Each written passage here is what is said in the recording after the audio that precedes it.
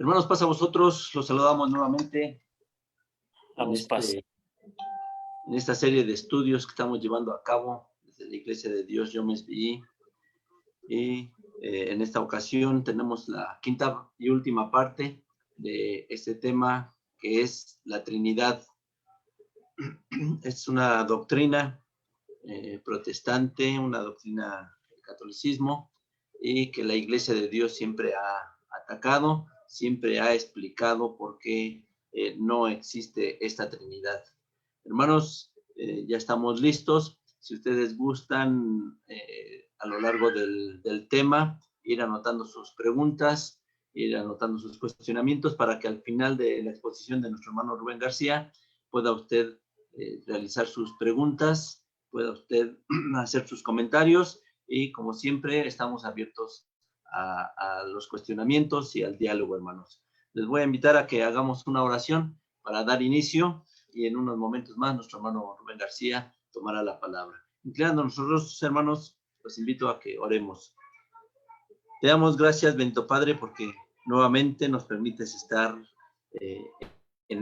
por estos medios, tratando de analizar todos estos temas que sabemos que son importantes, en los cuales hay mucha confusión en las personas. En tus manos nos ponemos, Señor, pidiéndote que nos llenes de tu espíritu para poder seguir analizando todas estas cosas a raíz o a la luz de tu palabra, bendito Señor. En tus manos ponemos a nuestro hermano Rubén García, para que seas tú quien nos dirija, y que, bendito Señor, podamos salir bastante edificados en esta noche. Gracias te damos por esta oportunidad que tenemos, y sabemos que tú estás con nosotros, porque te lo pedimos a través de tu Hijo Jesucristo. Amén. Hermanos, pues recuerden que los micrófonos estarán cerrados durante la exposición, y al final de la exposición de nuestro hermano Rubén García podrán ustedes abrir los micrófonos para poder hacer todos sus comentarios o realizar sus preguntas. Hermano Rubén García, adelante.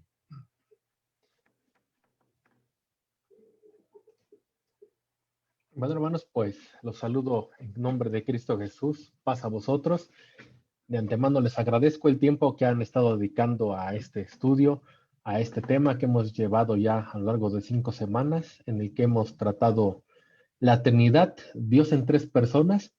Algunos somos la Iglesia de Dios YOM-SBI, que es séptimo día. Somos el ministerio del Templo Monte Sión, en Nezahualcóyotl, de Estado de México. Pues el día de hoy continuaremos con este estudio. Ya hemos tenido 4 sesiones anteriores en las que hemos analizado muchos temas acerca de la Trinidad, desde quién la introdujo, cómo fue que la presentaron, las dudas que había en el Concilio de Nicea, que dieron fundamento para pensar en si Dios puede ser 2 o 3 personas en un solo ser divino o no. Y hemos dado respuesta a las preguntas: si Dios puede engendrar, cuál ha sido la actividad del Hijo de Dios desde la fundación del mundo. Hemos analizado la divinidad de Jesucristo y las diferentes palabras y expresiones que hacían tanto nuestro Señor Jesucristo como los apóstoles acerca de por qué es que yo y el Padre una cosa somos, cuando lo decía nuestro Señor Jesucristo. Hemos analizado cómo era Jesús una vez que nació de María, y hemos analizado diferentes errores que hacen supuestos teólogos para defender esta doctrina, y hemos encontrado pues diferentes argumentos para saber que esta doctrina pues no es bíblica.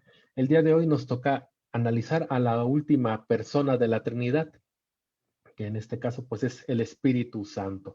Ya hemos hablado acerca de la Trinidad en términos de si podemos juntar a Cristo y al Padre como si fueran un solo ser, cosa que pues ya hemos desmontado esta idea, pero nos falta entender el Espíritu Santo. Para el Espíritu Santo, pues esta es la tercera persona de la Trinidad. Esto es según la religión popular, en la cual pues se representa como una paloma. Esta paloma pues nos haría preguntarnos muchas cosas a la hora de analizar este tema. Bueno, entonces, ¿el espíritu es una paloma? ¿O podríamos decir que el espíritu es una paloma? ¿O una paloma es una persona? ¿Y por qué hago estas preguntas? Porque esto es lo que asegura la doctrina de la Trinidad, que en el cual tenemos al Dios Padre, al Dios Hijo y al Dios Espíritu Santo, pero en todas las pinturas, en las representaciones, vemos que este Espíritu Santo en realidad siempre es una paloma. Entonces, la paloma puede ser una persona, o ese Espíritu Santo puede ser una persona o una paloma. Pues esto es lo que asegura esta doctrina y vamos a comenzar con el análisis de este pensamiento.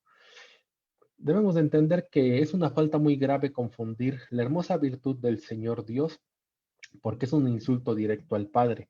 Imaginar que hay otras personas dentro de Él, en este caso de Dios, una triple personalidad con la cual esa tercera lo hace todo y la primera no hace nada. ¿Y por qué decimos estas frases? Porque en la doctrina de la Trinidad, el Espíritu Santo es el que actúa en todos los casos, es el que obra, es el que hace los diferentes trabajos a partir de o por orden del Padre, ¿no?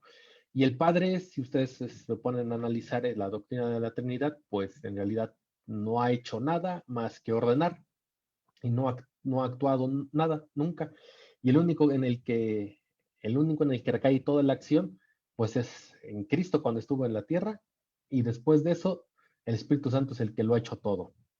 Esa es la forma en la que han confundido el poder de Dios en esta doctrina.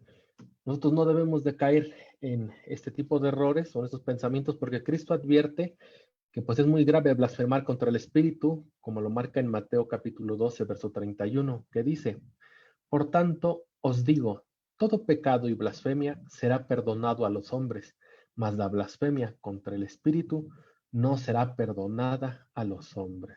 Tenemos que entender claramente cuál es el propósito y cuál es la función del Espíritu Santo para no caer en algún error. Cristo nos explica al Espíritu Santo como una virtud, como lo marca en Hechos capítulo 1, versos 8. Mas recibiréis la virtud del Espíritu Santo, que vendrá sobre vosotros, y me seréis testigos en Jerusalén, en toda Judea y Samaria, y hasta lo último de la tierra. Es decir, que el Espíritu Santo es una virtud, es la capacidad de hacer algo, es decir, una fuerza, una capacidad de poder lograr una acción. Eso es una virtud. Y Cristo pues les dijo a los apóstoles que la adquirirían para ser sus testigos ante todo Jerusalén, Judea, Samaria y hasta lo último de la tierra. También se nos dice que el Espíritu Santo es potencia de lo alto, como lo dice Lucas 24:49. Y he aquí, yo enviaré la promesa de mi Padre sobre vosotros, mas vosotros asentad en la ciudad de Jerusalén hasta que seáis investidos de potencia de lo alto. Y Jesucristo le ordenaba a los apóstoles permanecer en Jerusalén hasta que recibieran el Espíritu Santo. Este Espíritu Santo también le llamó potencia de lo alto, una potencia que les permitió a los apóstoles comenzar a predicar a todos los judíos el día del Pentecostés en Jerusalén. El vocablo hebreo para designar al Espíritu es ruaj, que significa viento, y no significa persona ni se puede confundir con una persona, ya que no se le adjudica específicamente o exclusivamente a una persona. Pero los trinitarios argumentan que, pues sí es persona, ¿no? Que el Espíritu es persona, porque la Biblia, a la hora de hablar del Espíritu Santo, lo presenta con características de persona. Por ejemplo, tiene las cualidades de hablar, entristecerse, enojarse, aconsejar, etc. Porque así es la forma en la que se describe acerca del Espíritu Santo. Sin embargo, calificarlo como persona, dado las características que tiene, es un error, es algo erróneo. Porque en este caso, pues, quién sabe a cuántos animales tendríamos que llamarlos persona, porque tengan características de persona, es decir, porque se enojan, porque se entristecen, porque les da hambre, porque los acompañan o nos comparten sentimientos. A los animales también les podríamos decir que son personas si lo pensáramos así. Pablo dice que nada hay en el mundo que esté mudo, porque cada cosa tiene su lengua, como dice Corintios 14:10, que dice así, tantos géneros de voces, por ejemplo, hay en el mundo y nada hay mudo. Entonces, todos los animales pueden hablar, aunque nosotros no tenemos la capacidad de entender su idioma o su lenguaje, ellos se pueden comunicar. Por ejemplo, las aves tienen un canto especial cada una de ellas, y se comunican entre ellas a través de sus cantos. Los perros, los gatos, todos los animales que nos rodean, todos y cada uno de ellos hacen sonidos distintivos que les pueden advertir a sus congéneres acerca de sus actitudes, o les pueden advertir para que no se acerquen, o les pueden llamar para que se acerquen. Todos estos lenguajes nos harían entender, bueno, pues si ellos se pueden comunicar como lo hacemos nosotros, o ellos también pueden sentir la tristeza que tenemos nosotros, pues ellos también podrían ser personas, ¿no? Pero pues no debemos de caer en este pensamiento, ya que pues los animales no son personas, así como el espíritu no es persona. Y hablando de animales, pues deberíamos hacernos dos preguntas muy importantes acerca del Espíritu Santo. El primero, ¿por qué el Espíritu Santo vino como una paloma? Y el segundo, ¿por qué vino como una paloma y no como un palomo? Si ustedes recordamos las imágenes de la Trinidad, pues vemos a este dibujo, el cual pues le están poniendo su aureola como si fuera una divinidad, como lo hacen en todas las representaciones católicas. Pero ¿por qué una paloma del sexo femenino y no un palomo? ¿O por qué específicamente este animal alado? Si usted le hace estas preguntas a algún religioso, pues le hará alguna respuesta inmediata, la más inmediata e ingenua. Es que estas aves, cuando uno las ve, cuando usted ve un animal volando de color blanco, pues siempre les llama palomas, ¿no? No le dices un palomo. Por eso dice que es paloma, ¿no? Por eso se escribió que es una paloma, porque no se fijaron qué sexo tenía cuando bajó del cielo, ¿no? O algunas otras personas responderían, bueno, pues porque la paloma es el símbolo de la paz. A todo esto, pues tendríamos que preguntarnos, bueno, estas aseveraciones, ¿dónde están en la Biblia, no? ¿Dónde podríamos decir que la paloma es el símbolo de la paz? ¿No cree que estas respuestas son salidas ilógicas solo para no quedarse callado? Las respuestas correctas a estas preguntas de por qué vino en forma de paloma y no en forma de palomo, pues usted la va a encontrar en la doctrina de la Iglesia de Dios por medio del Espíritu Santo que nos inspira para entenderlo. El vocablo espíritu en el idioma hebreo, que ya les mencionaba que es ruach, es de género femenino y no del masculino, como en el idioma español, es decir, espíritu nosotros en español lo entendemos como masculino, pero en hebreo se entiende como femenino. Por esto Jesús lo llamó también como potencia o virtud, es decir, estas palabras también son de género femenino. Por lo tanto, si nosotros quisiéramos unir la idea del Espíritu Santo o de Ruach, que es femenino, a la Trinidad, pues los teólogos tendrían que componerla con Dios Padre, con Diosa Madre y con Dios Hijo, como en el paganismo. Es decir, nos estamos regresando al, a la idea de la Trinidad que tenían los egipcios, con un dios de sexo masculino, con una diosa de sexo femenino y con un hijo nacido de los dos, ¿no? Pero pues esto es un error, no debemos de caer en esto, sino que en realidad lo que nosotros debemos de entender es que el Espíritu de Dios vino como paloma y no como un paloma por causa del femenino ruach, que es equivalente al espíritu. Es decir, ¿por qué bajó como paloma y no como paloma? Pues porque el espíritu en el hebreo es femenino. Pues por eso vino como paloma del sexo femenino. Ahorita vamos a analizar por qué con forma de este animal. Y precisamente esta figura del por qué bajó como paloma era una señal para marcarle a Juan y a todos los judíos y ahora al mundo también quién cumplía con la realidad de la figura de la paloma. Desde que Jesús empezó su ministerio, él se identificó con esta señal de la paloma. Así lo enseñaba en Mateo capítulo 12, verso 40, y en Lucas 11, 29 y 30, que dicen así. Mateo 12, 40. Porque como estuvo Jonás en el vientre del pez 3 días y 3 noches, así estará el Hijo del Hombre en el corazón de la tierra 3 días y 3 noches. Nosotros en nuestro idioma español, pues se trasladó el nombre de este profeta como Jonás. En el original hebreo se dice Ioná. Y sería, bueno, como estuvo Iona en el vientre del pez 3 y 3 noches, así estaría el Hijo del Hombre en el corazón de la tierra 3 días y 3 noches. Aquí nuestro Señor Jesucristo está hablando de su muerte y su resurrección después de 3 días y 3 noches. Este tema ya lo analizamos anteriormente acerca del tiempo que estuvo el Señor Jesucristo en el corazón de la tierra.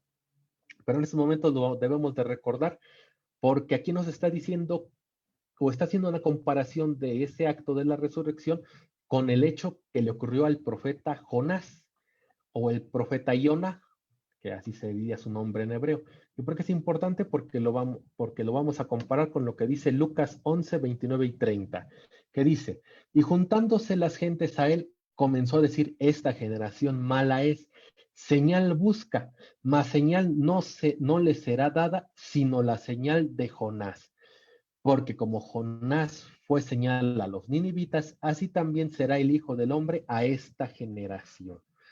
Aquí nuestro Señor Jesucristo está diciendo que la señal para identificar al Mesías verdadero, para reconocer al verdadero Mesías enviado por el Dios Todopoderoso, era la señal de Jonás, que en hebreo sería la señal de Iona. ¿Por qué es importante mencionar esto? Porque Jonás, del idioma hebreo Iona, significa paloma. Es decir, si ustedes leen estos versos en hebreo, tendrían que estar relacionados con los nombres de los profetas para entender que se estaba hablando del profeta Iona o del profeta Jonás, que es equivalente a paloma, a una paloma. Es decir, el Mesías estaba predicando su muerte y su resurrección, comparándolo con el tiempo que estuvo Jonás, la paloma, en el vientre del pez, 3 días y 3 noches. Y aquí podemos ver el plan perfecto de nuestro Dios, en el cual estaba señalando quién era su hijo, quién era el Mesías que le había prometido al pueblo de Israel cuando a Juan el Bautista le mostró quién era el que Dios había escogido a través de que el Espíritu Santo descendió con forma de paloma, con la señal de Iona, la señal del profeta que convirtió el corazón de los ninivitas. En ningún momento las escrituras hebreas ni el Señor Jesucristo insinúan que el Espíritu sea una persona. En todos los casos se menciona como viento o empuje o energía. Cristo lo explica así en Juan 3:8. El viento de donde quiera sopla y oyes su sonido, mas no sabes de dónde viene ni a dónde vaya. Así es todo aquel que es nacido del Espíritu, según Juan 3:8. Es decir, nosotros no podemos sentir o no podemos ver desde dónde viene el viento, pero sí podemos oír el efecto que hace en nuestros oídos a través del sonido y también podemos llegar a sentir su fuerza a la hora de que nos empuja, a la hora de que nos lleva hacia algún lugar. Si el viento es muy fuerte como los huracanes, pues incluso nos haría difícil caminar hacia el lugar que nosotros queremos, sino que este nos quiere llevar hacia la dirección que lleva el mismo aire. Así es el viento, es como un empuje, es una energía que nos lleva. Y así es como se entiende también en el hebreo. Los escritos hebreos también presentan al espíritu como energía, como lo vamos a ver en Jueces 14:6 y también verso 20 y también en el capítulo 15, verso 14, que voy a darle lectura a estos versos. Jueces capítulo 14, verso 6 dice, y el espíritu de Jehová cayó sobre él y despedazólo como quien despedaza a un cabrito, sin tener nada en su mano, y no dio a entender a su padre y a su madre lo que había hecho. En este capítulo 14 de Jueces se nos cuenta parte de la historia de Sansón, que en esta parte nos dice que el espíritu de Jehová cayó sobre él, y entonces él adquirió una fuerza sobrehumana, a tal grado que pudo despedazar a un cabrito. Y eso a mano desnuda, sin tener ninguna arma, pues él adquirió una fuerza sobrehumana. Más adelante, en el verso 20 del mismo capítulo 14, nos dice, y el espíritu de Jehová cayó sobre él y descendió a Ascalón e hirió 30 hombres de ellos y tomando sus despojos, dio las mudas de vestidos a los que habían explicado el enigma y encendido en enojo fuese a casa de su padre. Aquí una vez más vemos cómo el espíritu de Jehová cae sobre Sansón y le da una fuerza sobrehumana a tal grado que pudo vencer a 30 hombres. En Jueces 15:14 dice, y así que vino hasta Leí, los filisteos le salieron a recibir como algazara, y el espíritu de Jehová cayó sobre él, y las cuerdas que estaban en sus brazos se tornaron como lino quemado con fuego, y las ataduras se cayeron de sus manos. Una vez más vemos cómo el espíritu de Jehová cayendo sobre Sansón le da una fuerza especial, una fuerza sobrehumana para poder hacer cosas que pues un simple humano pues no podríamos hacer. En momentos a quien de nosotros nos atan y podríamos liberarnos con nuestra propia fuerza, pues no lo vamos a hacer, sino que aquí vemos cómo es que el Espíritu de Dios le otorga una fuerza especial a Sansón.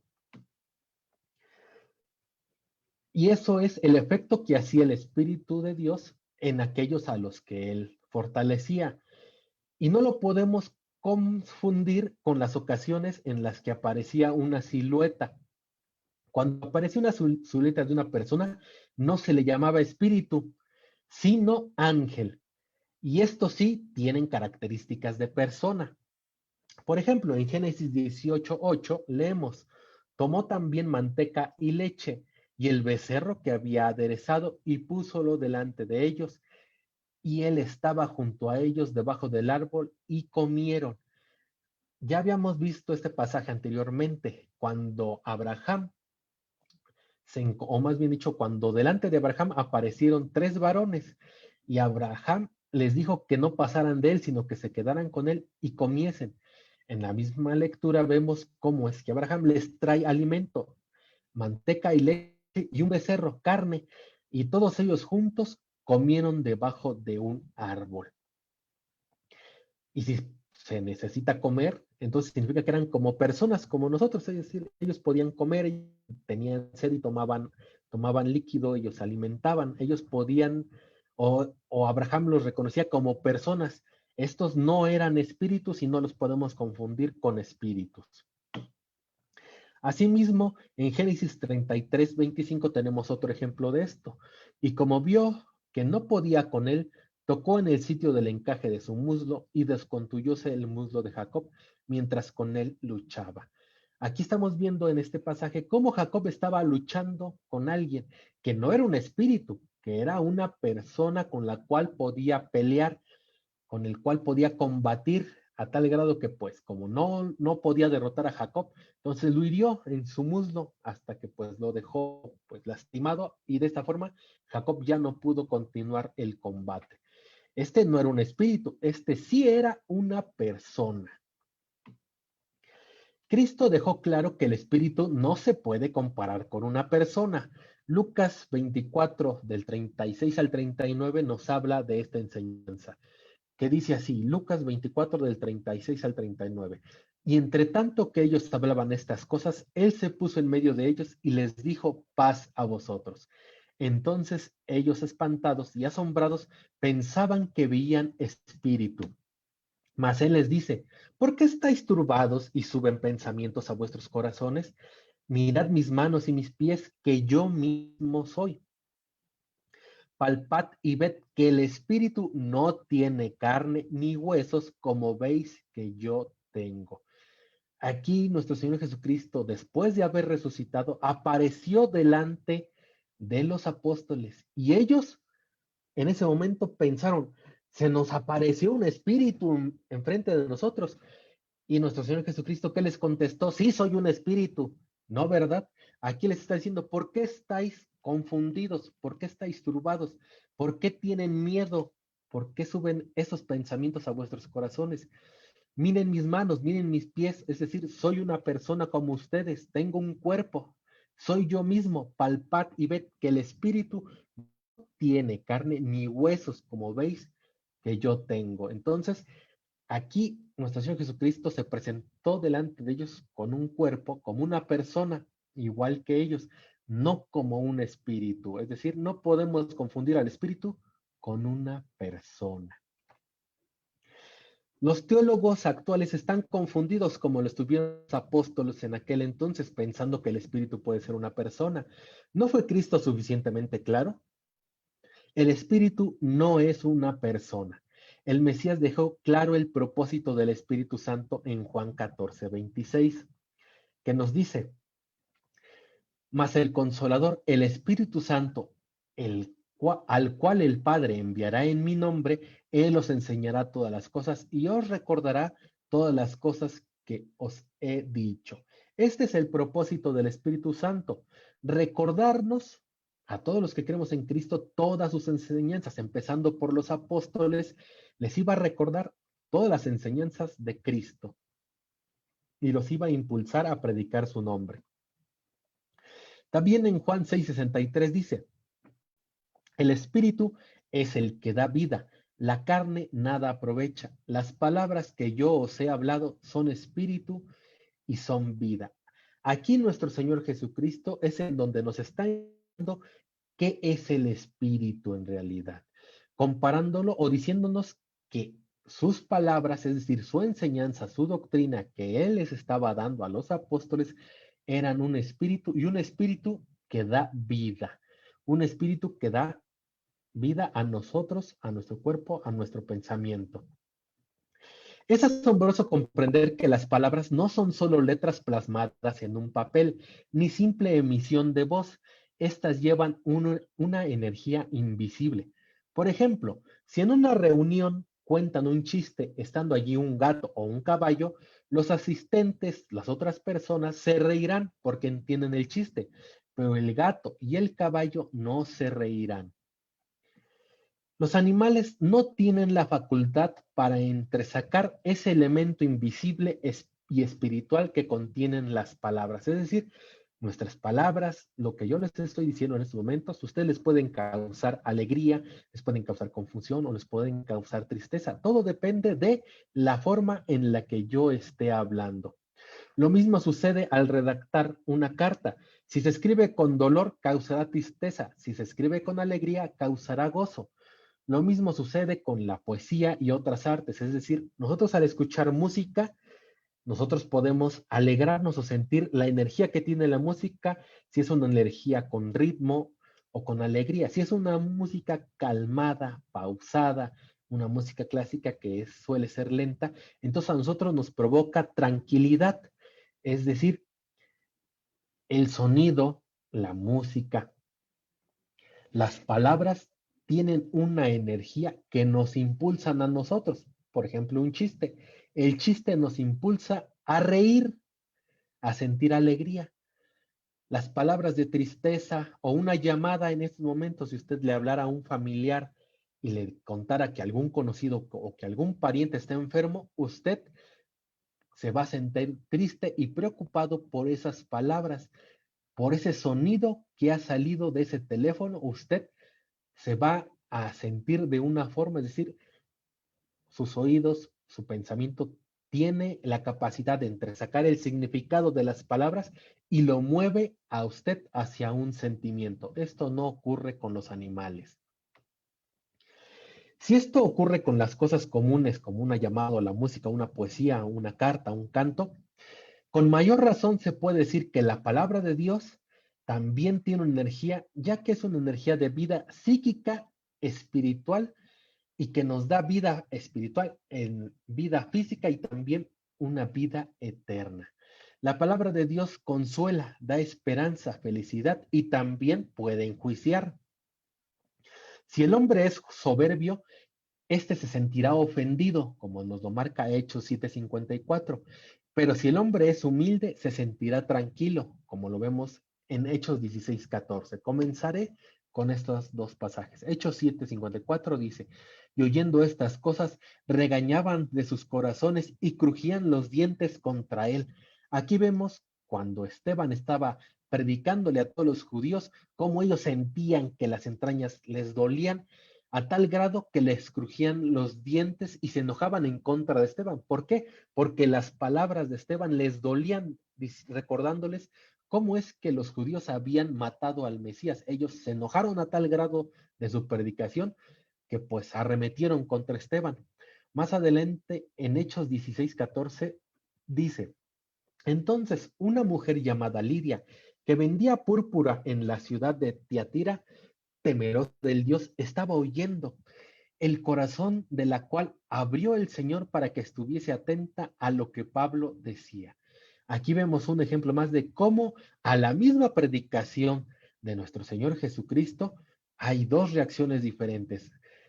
En, en el caso de Esteban, se entristecieron y se enojaron los judíos. Y en el caso de Pablo, esta mujer llamada Lidia, se enterneció su corazón y quiso escuchar la predicación de Pablo. La misma palabra tiene dos efectos distintos en las personas.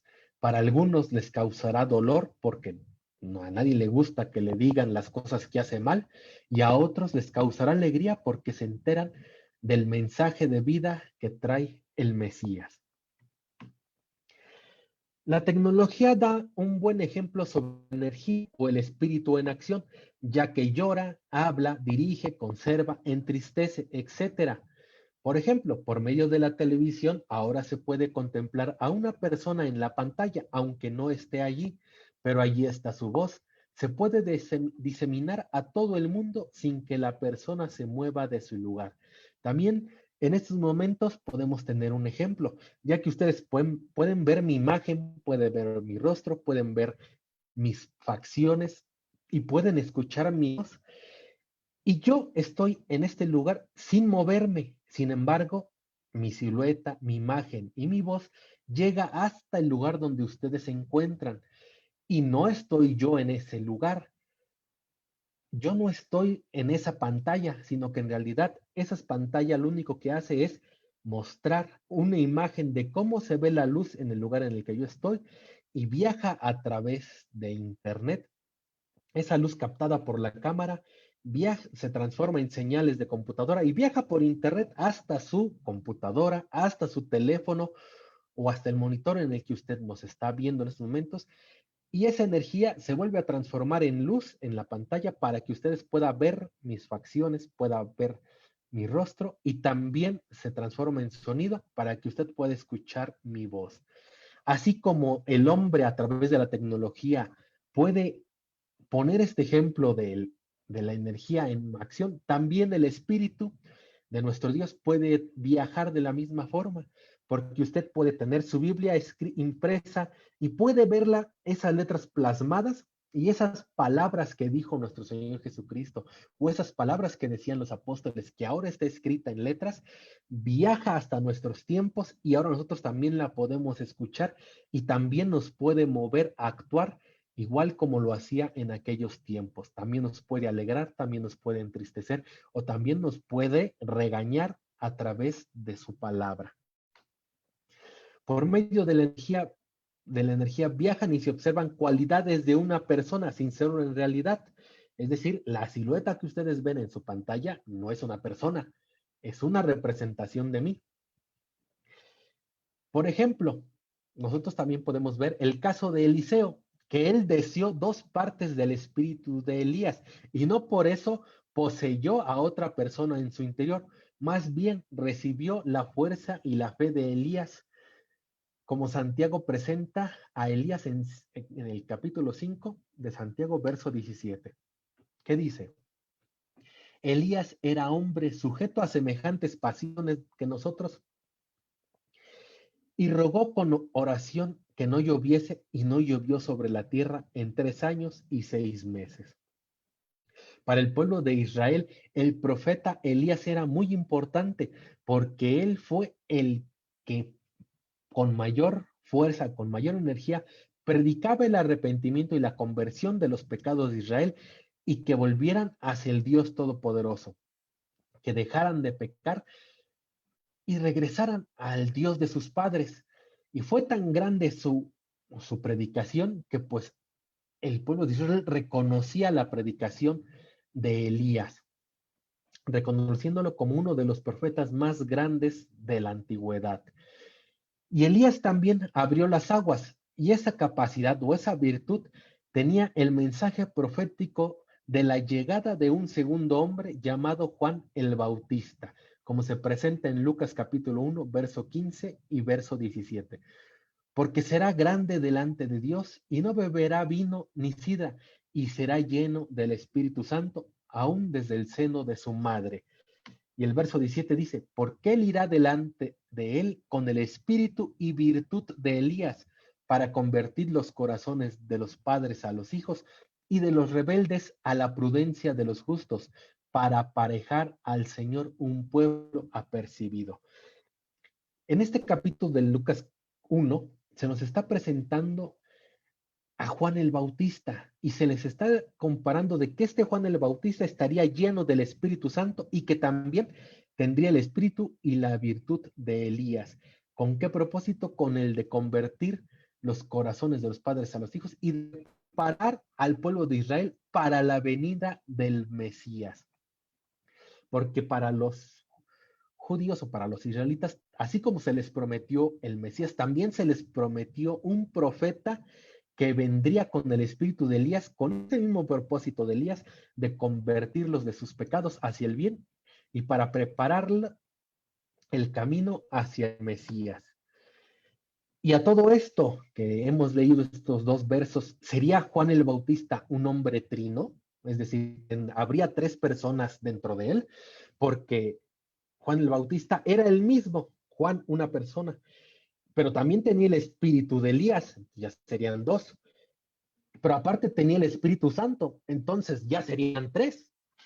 Juan el Bautista eran tres personas en uno, porque en estos tiempos, cada vez que se habla de que llega el espíritu de una persona sobre otro, pues las películas nos enseñan que pues una persona que es poseída por un espíritu es como si tuviera dos personalidades, ¿no? Es una persona que cuando se le introduce otro espíritu, le cambia la voz, le cambia el pensamiento, le cambia la personalidad y, y puede hacer cosas que pues no, las personas comunes no pueden hacer, ¿no? Así nos lo pintan las personas o las películas cuando un espíritu llega a otra persona, ¿no? Es como si otra persona se le poseyera y ocupara su cuerpo.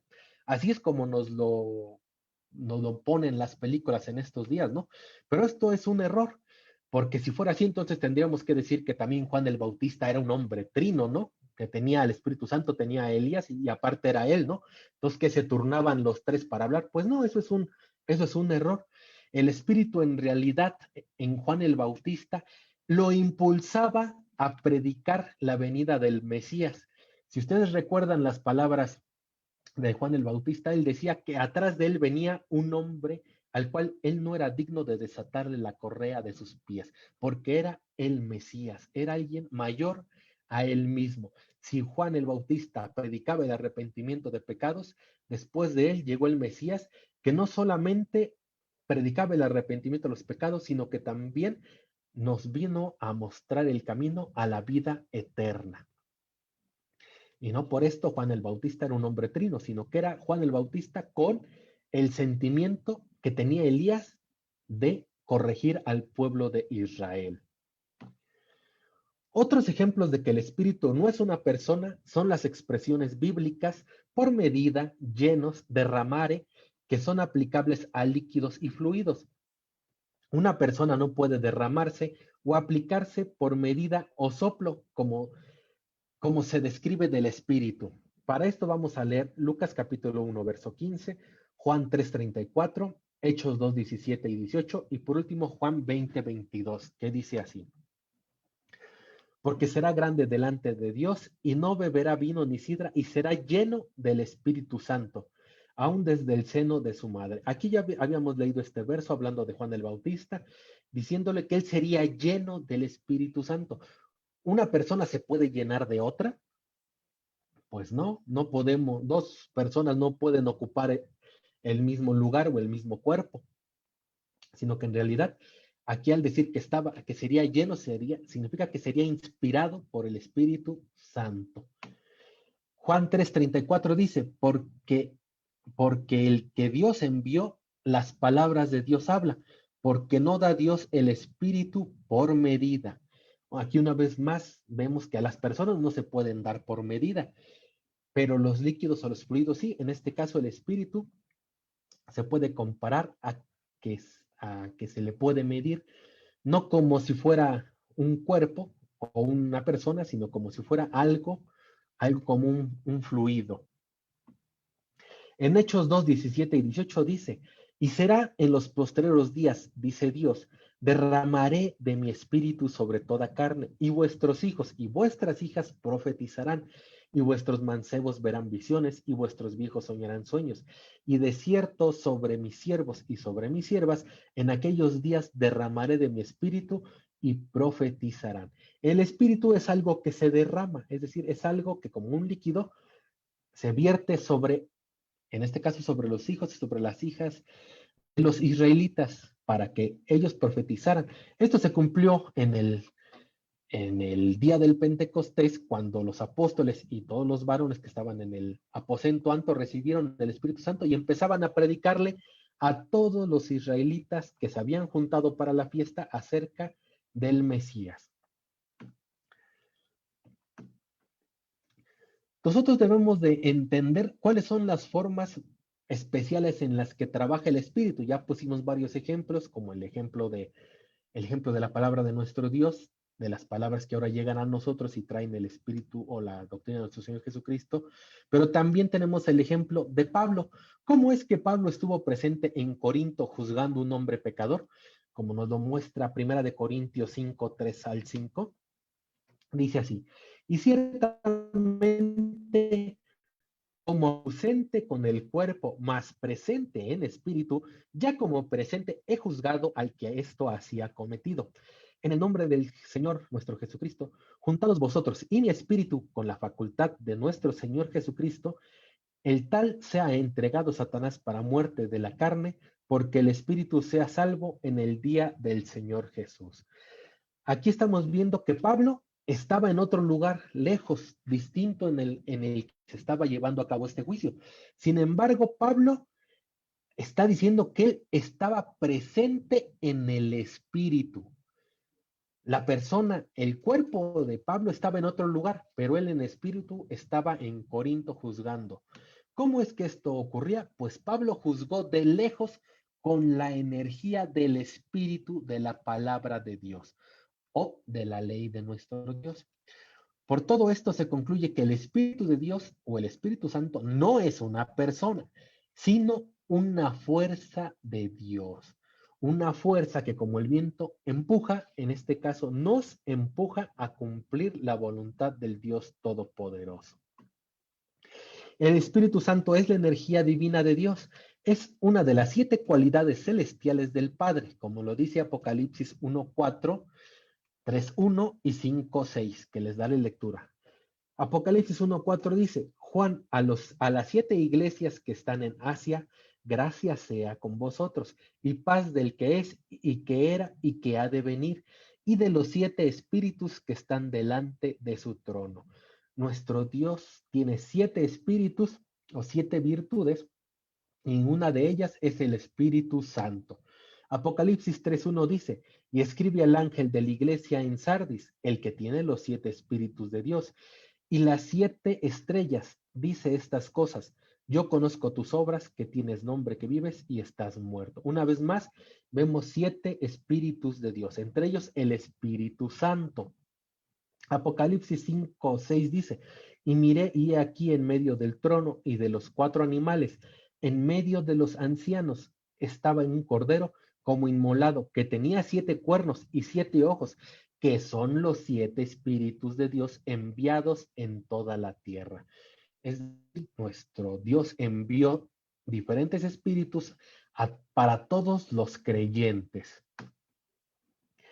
Las virtudes de Dios son engendradas por Cristo en el creyente, concebidas en el corazón del fiel y dadas a luz con sus obras, como lo dice Gálatas 4:19, que dice así: hijitos míos, que vuelvo otra vez a estar de parto de vosotros hasta que Cristo sea formado en vosotros. ¿Cómo es que se puede estar de parto de los creyentes?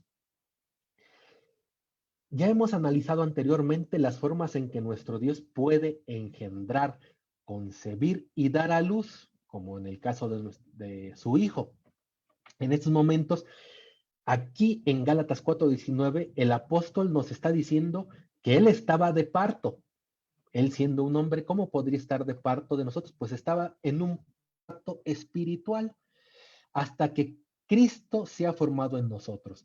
En el momento en el que los apóstoles y ahora los que predican la palabra de nuestro Dios llevan el nombre de Jesucristo a los creyentes, en ese momento Cristo es engendrado a través de la palabra en el creyente, y conforme el creyente va estudiando, aprendiendo la doctrina, es ahí cuando Cristo se empieza a formar en cada uno de nosotros hasta que nosotros creemos en nuestro Señor Jesucristo y perseguimos llegar a su altura, es decir, la aceptación y la creencia en Cristo Jesús es lo que se da a luz en nuestros corazones.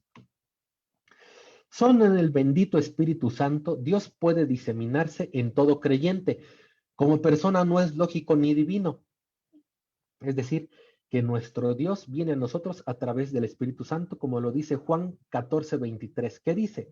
Respondió Jesús y díjole, el que me ama, mi palabra guardará, y mi Padre le amará, y vendremos a él y haremos con él morada. Una vez más, vemos que nuestro Señor Jesucristo, su propósito era llevarnos con el Padre, con que nosotros entendiéramos su palabra para guardarla. Es decir, que si amamos a nuestro Señor Jesucristo, vamos a guardar su palabra y de esta forma también el Padre nos amará y así nuestro Señor Jesucristo y el Padre vendrán a nosotros a hacer morada. ¿Cómo? A través de su Espíritu Santo, a través de la palabra, nosotros llegamos a conocer o nosotros llegamos a que el Padre y el Hijo vengan a ser uno con nosotros, vengan a ser morada. Vengan con su espíritu a habitar en nosotros. El Espíritu Santo es lo que nos mueve a creer y obedecer la voluntad de Dios. La palabra santo quiere decir apartado, es decir, que el Espíritu Santo es lo que nos mueve a alejarnos del mundo y a cumplir la voluntad de Dios. Este Espíritu llegó a nosotros por la predicación de Jesucristo. Y tenerlo no es estar poseído por otras personas, como piensan algunas veces la religión popular o las películas en estos tiempos que nos enseñan, sino que cuando nosotros tenemos el Espíritu Santo, somos movidos por su energía a cumplir el mandamiento de apartarnos del mal que hay en el mundo. Con todo esto, pues ya podemos concluir con el tema del Espíritu Santo y también de la Trinidad, comprendiendo diferentes cosas. Pues lo primero es que la Trinidad no es una enseñanza bíblica, sino que es una doctrina pagana sobrepuesta. También hemos entendido que Dios puede engendrar y dar a luz. Y en este caso, pues que el Hijo de Dios, pues fue engendrado y fue dado a luz. También hemos entendido que el Hijo de Dios es el representante de su Padre desde la fundación del mundo. También vemos que el Hijo de Dios se despojó de su divinidad al venir a la tierra, se despojó de sí mismo para darnos el ejemplo de cómo nosotros como hombres podemos cumplir la voluntad de Dios. Ahora nosotros solo tenemos un Dios y un Mesías, el Hijo, que es el que nos enseña cómo podemos obedecer la voluntad de Dios. También hemos entendido que el Espíritu Santo no es una persona. Y por último, el Espíritu Santo es el que nos impulsa a seguir a Dios y seguir las leyes, los mandamientos del Padre. Bueno, hermanos, no sé si hasta aquí ustedes tengan alguna pregunta, alguna duda. Si ustedes gustan, pueden descargar el folleto de la Trinidad desde la página de internet iglesiadedios.org.mx, o también este tema y muchos otros están incluidos en el compendio de temas que estamos llevando o que se están publicando. Aquí está el tema de la Trinidad. Y si ustedes también tienen más dudas acerca del Espíritu Santo o del Espíritu en general, pues también este tema está incluido en este compendio de estudios. O también pueden mandarnos sus dudas a través de Facebook en la página iglesia.de-Dios. Pues dejaré los micrófonos a nuestro hermano ministro Juan Arteaga para que él nos guíe en esta actividad de preguntas y comentarios. Muchas gracias, hermano Rubén. Esperamos que haya sido claro esta exposición, hermanos. Y bueno, pues quedan los micrófonos abiertos para que usted pueda realizar sus preguntas, sus comentarios con respecto a este tema, que es bastante debatido por las organizaciones religiosas. Y bueno, pues la Iglesia de Dios es la que siempre ha predicado que no existe la Trinidad como tal. Hermanos, saludamos a nuestros hermanos que nos acompañan por Facebook. Nuestra hermana María Barraza dice: paz a vosotros, gracias a Dios por este estudio apegado a la verdad, la palabra de Dios. Amén. Dios es nuestro Padre Celestial, nuestro Señor Jesucristo es su Hijo unigénito y el Espíritu Santo es el Espíritu de Dios, porque Dios es Espíritu. También el Espíritu de Cristo, nuestro Señor, porque el Espíritu no es otra persona divina. Son los comentarios de nuestra hermana María Barraza, que nos acompaña por Facebook. Hermanos, ¿algún comentario por aquí, por Zoom? ¿Algo que agregar? ¿Alguna duda al respecto? Estamos llegando a la conclusión de este tema de la Trinidad y probablemente pues, pudieran quedarles algunas dudas. Nuestro hermano Urbano Toltecat. Bueno, no, todo está muy claro y la última parte nos da unos versos muy específicos, yo podría decir claves para, para poner en claro que el espíritu no es una persona, ¿verdad? Esos son unos versos muy, muy esenciales para la iglesia en la que se muestra que el espíritu realmente no es una persona, sino es una fuerza, una virtud. En mi caso, yo entiendo bien perfectamente esos versos y nos dan una clave muy específica para esgrimir perfectamente que la Trinidad no existe. Ese es mi punto de vista. Gracias, hermano Urbano. Efectivamente, estos versos son bastante claros. La explicación, bueno, se trata de complementar toda esta exposición y bueno, pues en ella se ha quedado, creemos nosotros que con toda claridad se ha demostrado que no existe la Trinidad. Se han hecho alusiones un poquito a algunos temas, como fue el Espíritu, los 7 Espíritus de Dios. Esto ustedes lo pueden encontrar, como decía nuestro hermano, en el folleto de El Espíritu. Ahí puede encontrar usted la explicación y claro, más adelante también vamos a tomar este tema para que pueda usted complementar precisamente con el tema del Espíritu, complementar lo que es este tema de la Trinidad. Hermanos, creo que son todos los comentarios. Son todos los comentarios que podemos, que encontramos, que nos están mandando por Facebook. Eso nos indica, bueno, pues que pensamos que lo comprendieron, lo entendieron muy bien. Y de todas maneras, hermanos, quedamos a sus órdenes. Ustedes pueden realizar alguna duda, algún comentario todavía por el Messenger, por el chat de Facebook, por YouTube y por WhatsApp.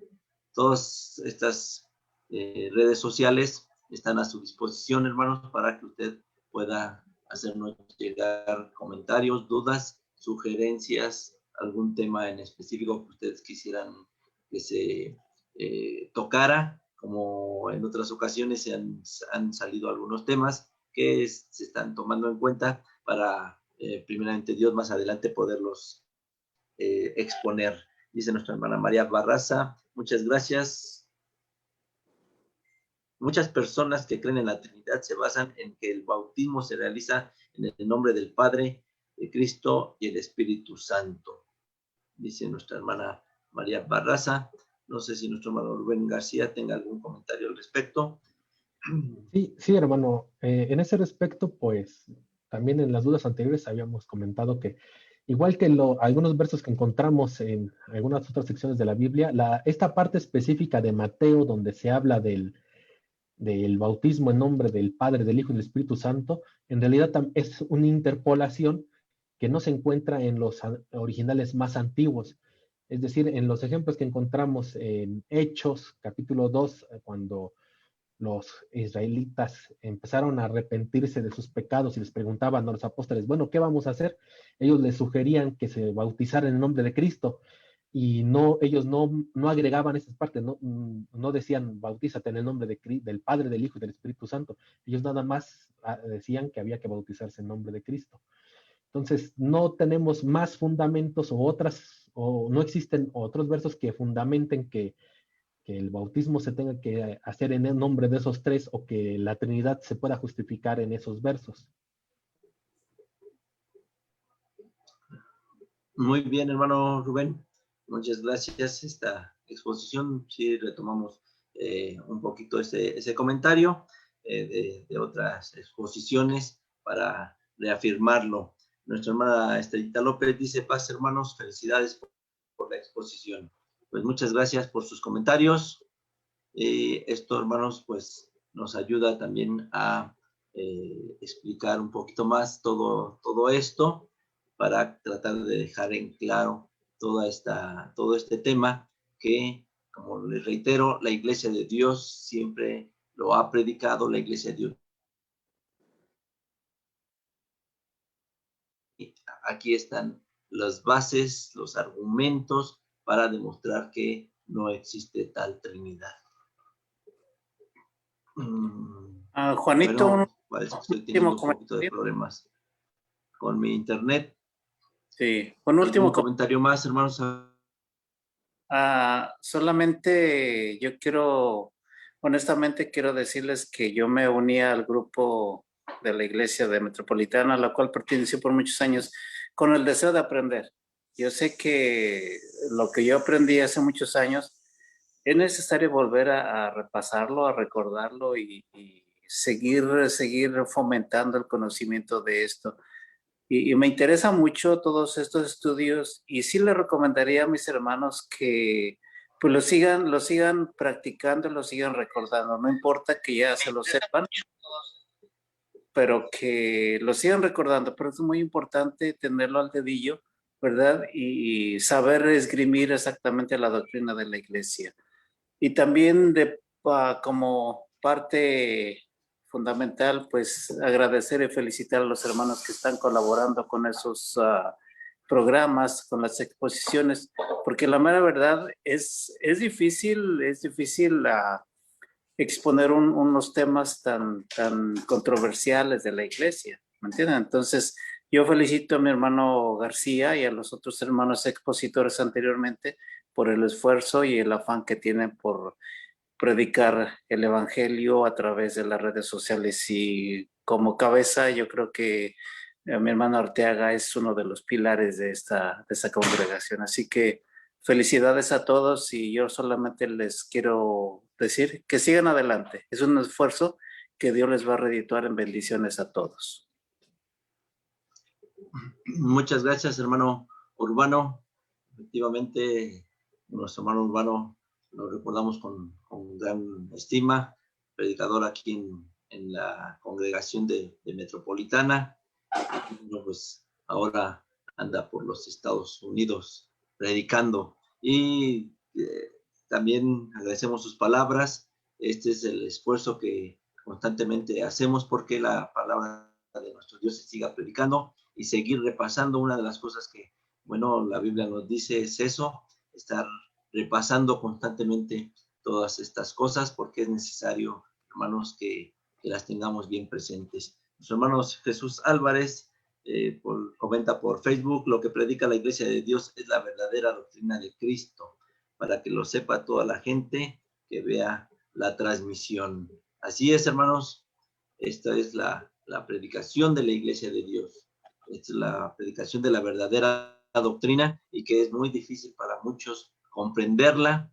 y bueno, pues muchas veces sacan argumentos sin fundamento para tratar de sostener este tema, y bueno, pues uno de ellos es un misterio, y como un misterio pues no se puede explicar, solamente Dios lo sabe, y bueno, pues ahí lo dejan, ¿no? Como un misterio que no se puede explicar. La Iglesia de Dios les explica esos misterios. Hermanos, ¿algún comentario más? Muchas gracias por sus comentarios que han realizado, por su compañía. Sabemos que ahorita en estos días la Iglesia de Dios está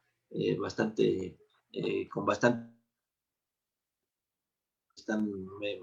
Me comentaban que les era un poquito complicado poder estar porque están con los preparativos para el culto de la Cena del Señor, pero pues ellos nos reiteraban que iban a ver las grabaciones, y sí, muchas veces nos hacen llegar sus comentarios después. Agradecemos todo esto. Nosotros, primeramente Dios, seguiremos trabajando, hermanos. La semana que entra iniciamos con un tema más, un nuevo tema que es los 4 jinetes del Apocalipsis, o los 4 caballos del Apocalipsis, del capítulo 6. Vamos a iniciar con esta exposición. El expositor va a ser nuestro hermano obrero Asael Arteaga, que él va a estar tomando este tema. No sabemos todavía cuántas sesiones vamos a tomar, pero hermanos, vamos a seguir trabajando, no vamos a suspender ahorita actividades de los domingos, así que los invitamos que con todo y estos trabajos que tenemos en estos días, pues hagamos un esfuerzo para poder conectarnos. Muchas gracias, hermanos. ¿Algún comentario más? Si no es así, pues vamos a despedirnos, y le voy a pedir a mi hermano Rubén García que sea él el que nos despida en oración, hermanos. Sí, hermano, oremos. Padre misericordioso que moras a las alturas de los cielos, santificado sea tu santo nombre. Señor, te damos gracias una vez más porque nos has dado la oportunidad de tener este tiempo de reflexión para poder escudriñar tu palabra, Señor. Sabemos que es necesario que nosotros prediquemos de tu palabra, así que, Señor, te queremos pedir que nos sigas ayudando y nos sigas fortaleciendo para hacer esta actividad. Y también a todos nuestros hermanos que te dedican su tiempo para acompañarnos en estos estudios, también sígueles bendiciendo para que a todos nos alcance para llegar a la mente de Cristo, Señor. Tus apóstoles decían que debemos de ser unos mismos en pensamiento, en comprensión, y para esto necesitamos compartir y también escudriñar de tu palabra, Señor. Así que mira a todos estos corazones que se reúnen a aprender de tu palabra, y permite que todos podamos aprender, podamos guardarla en nuestra mente, en nuestro corazón, y en el momento en el que sea necesario, Señor, también la podamos compartir. Porque ciertamente, así como nosotros hemos aprendido de esta doctrina, gracias a que un hermano nos lo comparte, también nosotros queremos compartirlo con todas las personas que tienen necesidad de ti, Señor. Porque sabemos que tú no eres el que tiene necesidad de que nosotros te adoremos ni que te comprendamos, sino que en realidad somos nosotros los que tenemos que alimentarnos de tu doctrina, de tu palabra, para fortalecer a nuestro espíritu, para transformar nuestras vidas y para poder comprender tu voluntad. Gracias te damos de antemano por todas estas bendiciones que nos permites tener, pidiéndote que sigas multiplicando en la obra que realizamos en tu nombre, pidiéndotelo todo en Cristo Jesús, nuestro bendito Salvador. Amén. Amén. Amén. Pues muchas gracias, hermanos. Nuestros hermanos en Facebook, los saludamos. Nuestra hermana Elizabeth Reyes, nuestro hermano Jesús Álvarez, los saludamos. Nuestra hermana María Barraza, gracias por sus comentarios, y los esperamos primeramente Dios el próximo domingo a las 7 de la noche, hora de la Ciudad de México, aunque comentábamos al principio que en Estados Unidos ya cambiaron el horario, ya van una hora adelante de nosotros. Sí, pero pues ya a partir del primer domingo de abril nos emparejamos con ustedes, hermanos. Está bien, está bien. No importa, no importa. Lo importante es seguir aprendiendo. Claro, hermanos. Pues muchas gracias, hermano Urbano, hermano Salomón, ministro Salomón González, muchas gracias a su compañía, nuestros hermanos que nos acompañan por aquí por Facebook, nuestro hermano Víctor Matsatsi, los saludamos, nos da gusto que nos acompañe. Que Dios les bendiga, hermanos, nos esperamos, paz a vosotros. Bendiciones a todos. Paz a vos. Paz a vos, hermanos. Bendiciones a todos. Sí, hermanos, paz a vosotros. A vos paz, hermano A Víctor. vos paz, hermanos. A vos, hermanos. A vos paz, hermano.